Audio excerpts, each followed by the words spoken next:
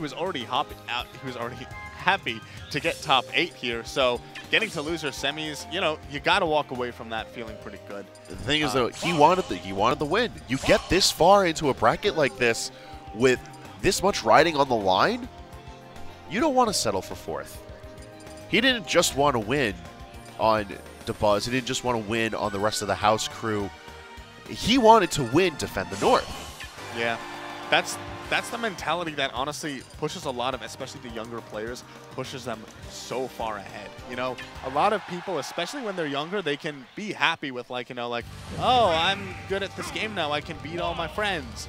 But, you know, it's the sort of thing where, no. Yes. No. All right, so a very strange tradition, but nonetheless a tradition of Smash for Wii U. In Fox Doubles, it's polite. It's a, well, tradition to build your opponent up to 30%. What this does is it prevents low percentage combos because Fox performs so well against Fox. Mirror matches are incredibly interesting in Super Smash Bros. As a whole, but especially here in Wii U because a character's properties don't necessarily even themselves out against each other. There are situations where, as we're already seeing, a character can perform fantastically on itself. And it's those properties of Fox that make him this bantamweight fast faller, put him in the perfect category for Fox to be able to combo into himself. With dekillsage taking an incredibly quick lead in the set. Oh, I'm sorry, no. Dill taking the lead. Yeah. But yeah, that's not a. He didn't hold that lead for too long. I still got 48% right now. And without any tradition, a low percent combo here might actually be devastating for Dill. You know, but kind of playing into just that whole the ability for Fox to combo Fox so hard. It's one of those situations where possibly Fox's worst matchup is Fox. Easily 7-3 matchup for Fox. I mean, it's looking pretty rough right now. We've seen how volatile it can get between the damages that are built up and how Dill's able to extend this lead a little bit. I say a little bit, but there's 107 and counting percent deficit that dekillsage has to climb his way out of. Yeah, and right now, but let's see if dekillsage can maybe get something started. He now has no jump as he has to land on the ground, but he's continuing to live at 147%. And this is, so Dill is not a Fox main. He's, you know, Diddy Kong. He has a Fox, as we are clearly seeing, but not being a Fox main means that he maybe isn't as familiar with the reliable kill setups. We see him going for grab a lot, perhaps in other situations where, you know, more refined Fox would go for up tilt, you know, for a kill or something like that, as we just see right there. So. Yeah, it works. We even see the taunt. He's feeling it. Even Sage is smiling a little bit with this one. These two know that they're having fun, and that is filthy. I'm not going to lie. Like, they went for the gentleman's lasers, and right out the gate, Dill just cracked this man open like a coconut. Now, my question is, are we going to see the Ditto perform again, or are we going to see a character switch? We know that Dill has relatively deep pockets at his disposal, but dekillsage as well has a nice pool of characters he can pull from, notably his Sheik or Donkey Kong. Also, I believe dekillsage has a Mewtwo. He does. So here's the funny thing. I saw recently that Dill was counterpicking dekillsage with Mewtwo, but we might even have dekillsage counterpicking Dill with Mewtwo, but we actually see Dill counterpicking dekillsage with Mewtwo. So this is some next level counterpick. I won this set. I'm going to counterpick you so that you just don't win things. Beautiful. I mean, I can also agree with it that, you know, that was pretty scary at the end how Dill was just not getting the kill, and especially on Battlefield with even bigger blast zones. You know, maybe he's a little paranoid about that. That's like, I'd rather take a character who, you know, kills at extremely low percents like Mewtwo. So sitting here with Battlefield, I actually really like the Mewtwo pick from Dill. Mewtwo, as we've established earlier in the day, is a character that can make great use of this stage because of the platforms and his swift aerials, allowing him to contest space well. Especially against the likes of Fox, who we know is going to want to bring things up into the air, and he needs to have the ground below him. Mewtwo doesn't need to worry about that. He has the luxury of excellent aerial options as far as movement goes. Yeah, and in addition, oh, I was going to say that up B, if he's able to ledge cancel it, oh, an amazing angle from dekillsage, but not respecting the aggressive options here from, and that's going to be it. There it is, that forward air being a huge disjoint. Doesn't have to worry about a Fox on fire. Shadow Claw goes right through it. Yo, we got the dunk, and that is going to be it. Dill taking a very swift 2-stock over dekillsage. And right now, it's looking like Dill is passing on his ticket to Frowntown to dekillsage because this man's looking at a loss of options. Yeah, and that seemed like that was, the counter pick was to take him to Battlefield, but we saw just how absolutely devastatingly convincing that was for Dill. But we are getting the run back. It does make sense, he did get, a pretty early loss there, and the stage is good for Fox. I feel like there might be no better stage for him to actually manage to get a real advantage.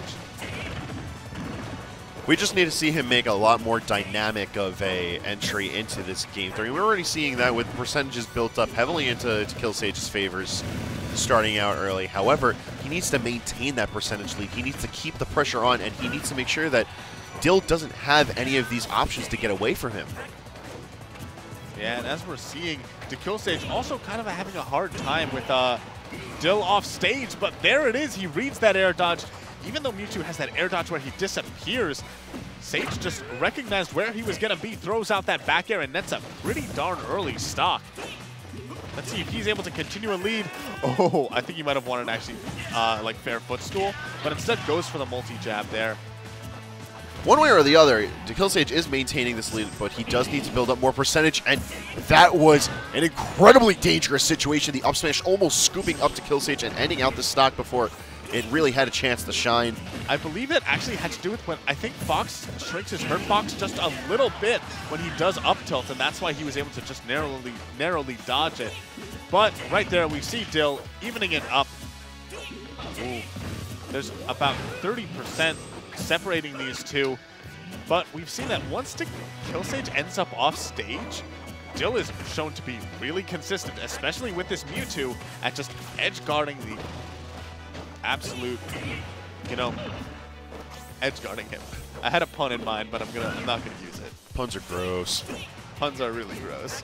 But Fox in Smash 4, it can be boiled down very simply without having to really go into the dynamics of stage pick or character matchup. As long as the ground is beneath this character, he's winning. Once the ground is not beneath this character, he's losing. And we see this brought to full play in Game 3 as dekillsage takes a very convincing game off of Dill. At no point was Dill able to really assert dominance over him off stage. Sage was able to consistently recover and consistently keep the pressure on, even as Dill was opting for mix-ups to return to ledge.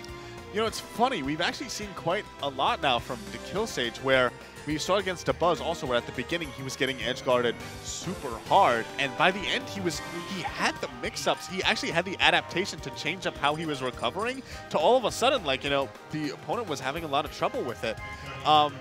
He's hovering over Roy, but he's not going to do that. He's not going to do that, is he? So the deep Mensa pick? So, quick story about Roy versus dekillsage. Angel Cortez used to really struggle against dekillsage, and then he started counter-picking Roy, and it worked. So, it's a rather odd matchup, but it works. We're not going to be seeing it here. You can tune into other streams to go find Roy's versus Fox's. But you can stay tuned for more of this dekillsage versus Dill as Game 4 takes us to Smashville. Yeah. So, I can definitely see the pick here. That platform can help Mewtwo land, and in addition, the smaller blast zones on the side mean that Shadow Claw and back throw might be killing even earlier.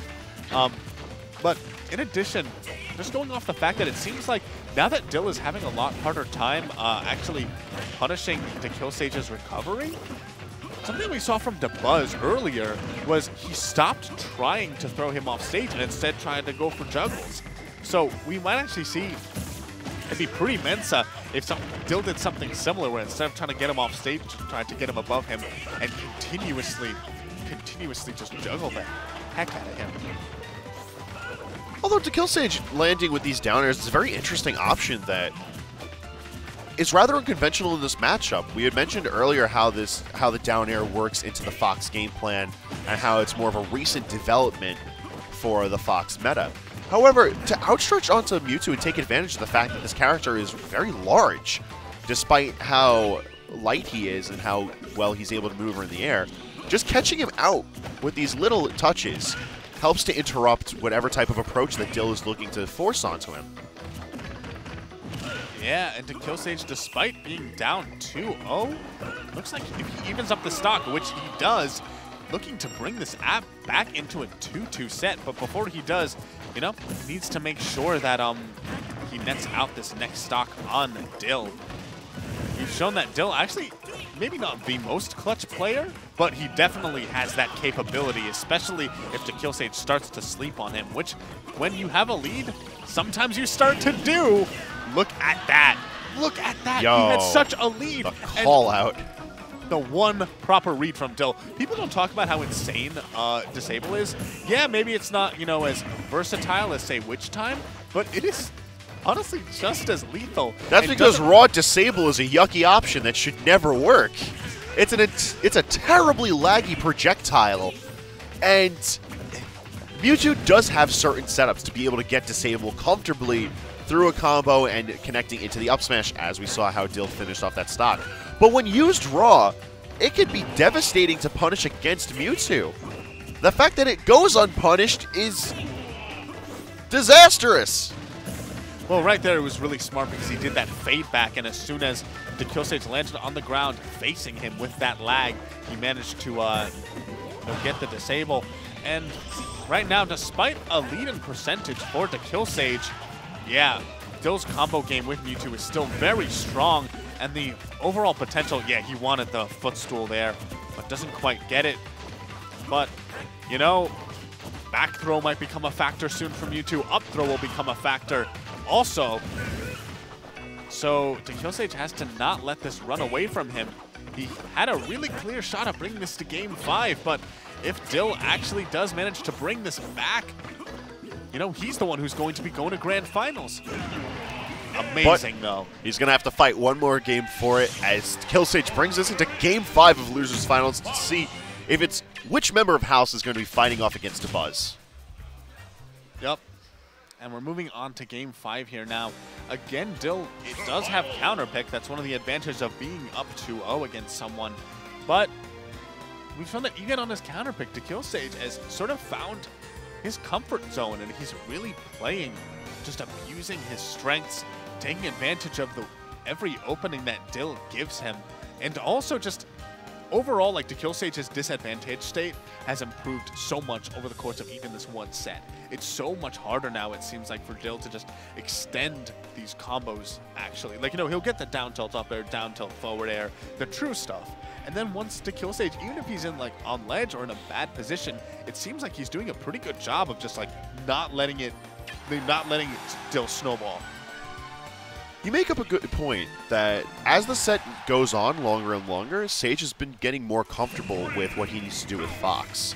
And I feel like that's going to play a huge factor into if Sage manages to win this game and take himself into Grand Finals against Dabuz, because he already has that time allotted to him to feel comfortable fighting against Dabuz, and now he's made this trek through the losers bracket.